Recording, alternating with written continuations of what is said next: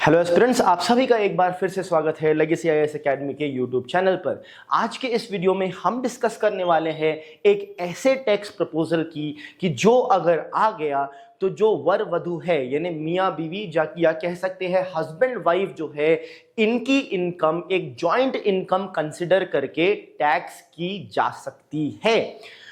इससे किसको बेनिफिट होगा, कितना बेनिफिट हो सकता है, ये प्रपोजल एक्चुअली में क्या है, नया टैक्स स्लैब क्या होगा इसके अंतर्गत, ये सारी चीजें हम समझेंगे आज के इस वीडियो लेक्चर में। चलिए शुरू करते हैं।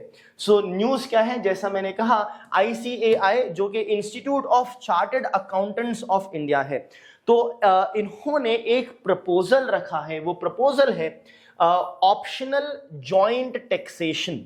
ऑप्शनल मतलब ये आपकी चॉइस के ऊपर होगा कि आपको सेपरेटली अपनी इनकम को टैक्स कराना है या फिर जॉइंटली अपनी इनकम को टैक्स कराना है। तो ये ऑप्शन आपको दिया जाएगा, कोई फोर्सफुल ये चीज नहीं होगी, ये बात है। और यहां पे जॉइंट टैक्सेशन की बात की जा रही है फॉर स्पाउसेस, मतलब हस्बैंड एंड वाइफ की या स्पाउसेस की यहां पे बात की जा रही है। ये रिकमेंडेशन जो आ रहा है वो पार्ट है प्री बजट प्रपोजल का।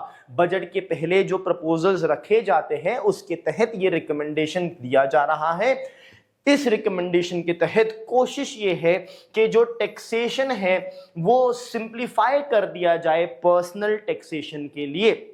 तो पर्सनल इनकम टैक्स जो होता है हस्बैंड वाइफ जो भी है वो भी अलग अलग भरते हैं, तो एक साथ ही भरे, वो एक सिंपल हो जाएगा, सिर्फ एक प्रोसीजर रहेगा, एक ITR फाइल करना रहेगा। तो ease of doing business, simplification, जिससे ज्यादा से ज्यादा लोग और भी टैक्स देने के लिए अट्रैक्ट भी हो सकते हैं। तो अब देखते हैं कि प्रेजेंट टैक्स सिस्टम इंडिया में क्या है। प्रेजेंट टैक्स सिस्टम जो है वो इंडिविजुअल बेस्ड टैक्स सिस्टम है, मतलब आपकी इंडिविजुअल की इनकम टैक्स होती है और इंडिविजुअल टैक्स को ही कैलकुलेट, सैलरी को ही कैलकुलेट किया जाता है। अब यहां पे जो है ईच स्पाउस जो है फाइल्स सेपरेट ITR, जैसा कि मैंने कहा हस्बैंड अलग ITR फाइल करता है इनकम टैक्स रिटर्न और वाइफ अलग ITR फाइल करती है। ठीक है, तो सेपरेट होने की वजह से जो बेसिक एग्जेम्पशन लिमिट है वो है, सेपरेट टैक्स स्लैब है, सेपरेट डिडक्शंस है। तो इस वजह से जो शादीशुदा जो ये रिलेशनशिप है या मैरिटल स्टेटस है एक इंसान का, उसके वजह से टैक्सेशन सिस्टम में कोई as such impact as of now नहीं आता है। तो अब देखते हैं कि ICAI ने प्रपोज क्या किया है। उन्होंने प्रपोज किया है optional joint filing of income tax returns, कि ऑप्शन दिया जाए हस्बैंड वाइफ को, स्पाउसेस को, कि क्या उन्हें साथ में इनकम फाइल करनी है या नहीं, जिसके अंतर्गत वो दोनों कंबाइन इनकम फाइल कर सकते हैं और दोनों मिलके एक single consolidated income tax return file कर सकते हैं। अब आते हैं ये प्रपोज जॉइंट टैक्स स्लैब के स्ट्रक्चर पर। तो ये देखने से पहले हम देखते हैं कि जब इंडिविजुअली इनकम फाइल होती है तो क्या सीन रहता है। ठीक है, तो 0 से 4 लाख तक के जीरो टैक्सेशन है यहां पे, और जब हस्बैंड वाइफ साथ में फाइल करेंगे तो प्रपोज किया गया है कि अप टू 8 लाख जो है आप जीरो टैक्स रखिए। फिर इंडिविजुअली 4 से 8 लाख में आपको 5% लगता है, यहां पे 8 से 16 लाख में 5% लगेगा। तो जैसा कि आप देख सकते हैं डायरेक्टली यहां पे डबल कर दी गई है लिमिट ICAI द्वारा। उसी तरह 16 से 24 लाख पे 10%, 24 से 32 पे 15%, 32 से 40 पे 20%, 40 से 48 पे 25% और 48 लाख के ऊपर 30%। अभी प्रेजेंटली 24 लाख के ऊपर 30% लगता है, तब 48 लाख के ऊपर अगर जाएगा तो 30% लगेगा, नहीं तो नहीं लगेगा। अब इससे बेनिफिट क्या होगा वो भी हम आगे देखेंगे। At the same time propose changes in deductions and surcharges, तो यहां पे चेंजेस सरचार्जेस में भी आएंगे। ये सरचार्जेस क्या है, ये इनकम टैक्स के ऊपर लगाया गया हुआ चार्ज है जब आपकी सैलरी एक पर्टिकुलर लेवल्स के भी ऊपर चली जाती है। मान लीजिए आपकी सैलरी 50 लाख के ऊपर गई, अप टू 50 लाख अगर है तो कोई सरचार्ज एज सच नहीं है, बट अगर 50 लाख से 1 करोड़ के बीच में है तो 10% का सरचार्ज लगता है। उसी तरह 1 करोड़ से 2 करोड़, 2 से 5 5 या 5 करोड़ के ऊपर है अगर, तो 25% का सरचार्ज लगता है। याद रखिएगा ये जो सरचार्ज है वो टैक्स ऑन टैक्स होता है, तो ये 25% जो टैक्स है ये पूरी इनकम पे नहीं लगेगा, इस इनकम पे जितना टैक्स लग रहा है उसके ऊपर वो टैक्स लगेगा। तो मान लीजिए 30% टैक्स यहां पे हुआ, उसका 25% मतलब 30% आप ऑलरेडी टैक्स पे कर रहे हो, उसके ऊपर 25% सरचार्ज इस टैक्स के ऊपर, मतलब वो हो जाएगा 7.5%। सो ओवरऑल टैक्सेशन आपका 37.5% हो जाएगा। तो इसको भी ये कुछ हद तक के लिबरलाइज करने की बात कर रहे हैं। अब इसके पीछे का लॉजिक क्या है? लॉजिक ये है कि इंडिया को दुनिया की बेस्ट प्रैक्टिसेस के साथ अलाइन करना, for example countries like USA और जर्मनी, उनके साथ अलाइन करना। और इससे, जैसे कि मैंने कहा था, बताऊंगा कि बेनिफिट किसे होगा। बेनिफिट ऑफ कोर्स, दोनों हस्बैंड वाइफ काम कर रहे हैं तो दोनों को मिला के सैलरी टैक्स कर रहे हो तो भी बेनिफिट हो सकता है, बट सबसे ज्यादा बेनिफिट तब होगा जब सिर्फ एक ही इंसान काम कर रहा है और दूसरा नहीं।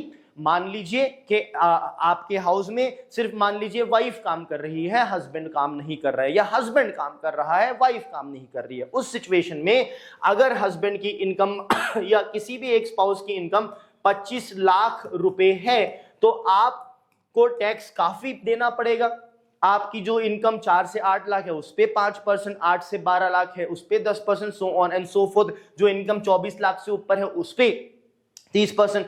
बट क्योंकि आप husband wife joint income tax पे कर रहे हो, तो याद रखिए 48 लाख के बाद आपको 30% देना पड़ रहा था, तो आप तो अभी भी 30% के टैक्स स्लैब के आसपास भी नहीं पहुंचे हो। तो यहां पे आपको काफी हद तक बेनिफिट हो सकता है। या फिर उस सिचुएशन में जब हस्बैंड वाइफ की इनकम मिला के भी काफी कम ही होती है, 20-25 लाख ही जा रही है, तब भी आपको बेनिफिट मिलेगा। बट सबसे ज्यादा बेनिफिट मिलेगा सिंगल अर्नर हाउस होल्ड को यहां पर, जो कि एक तरीके से बहुत ही सही चीज है, क्योंकि सिंगल अर्नर हाउस होल्ड है बट दोनों लोगों का रख रखाव उस सैलरी से हो रहा है, तो सबसे ज्यादा फायदा भी उन्हें हो रहा है। ये बड़ी ही अच्छी बात है। तो लाइकली बेनिफिशियरीज की अगर हम यहां बात करें तो सिंगल अर्नर फैमिलीज यहां पे लाइकली बेनिफिशियरी हैं जिन्हें यहां पे मेजर टैक्स रिलीफ मिलेगा। बट याद रखिएगा, क्या सिर्फ सिंगल अर्नर फैमिली को ही बेनिफिट मिलेगा? नहीं, दोनों अर्नर भी अगर है, डबल अर्नर भी है, बोथ हस्बैंड और वाइफ भी कमाते हैं तो भी बेनिफिट है। बट सबसे ज्यादा बेनिफिट यहां पे सिंगल अर्नर को मिलेगा। डुअल अर्नर कपल जो मॉडेस्ट इनकम जिनकी है, इनकम जिनकी कम है, उन्हें भी बेनिफिट मिलेगा।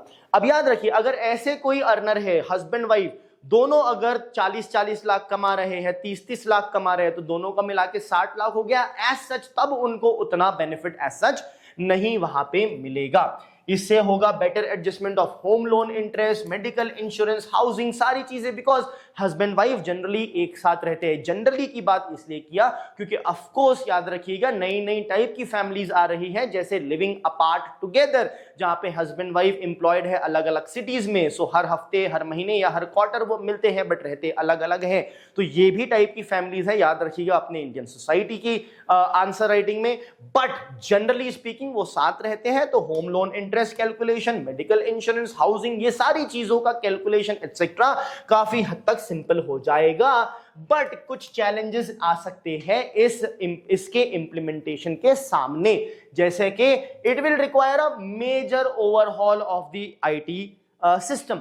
इनकम टैक्स के सिस्टम में एक मेजर बदलाव लाने की जरूरत पड़ेगी। इससे रिस्क हो सकता है फर्दर टैक्स अवॉइडेंस का, लोग क्लब कर करके टैक्स को अवॉइड करते जाए, ये सारी चीजें हो सकती है। And I won't be surprise अगर आपको एक ऐसी सिचुएशन दिखे कि लोगों ने शादी किया है इस वजह से कि आपका टैक्स बच सके, सिर्फ पेपर पे शादी।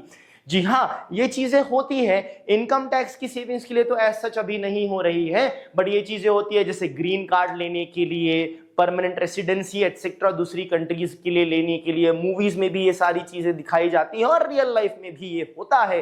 तो maybe we won't be surprise कि अगर ऐसा कुछ हमें देखने मिल जाए तो ठीक है। तो यहां पे अवॉइडेंस किसी ना किसी तरीके से बढ़ सकता है।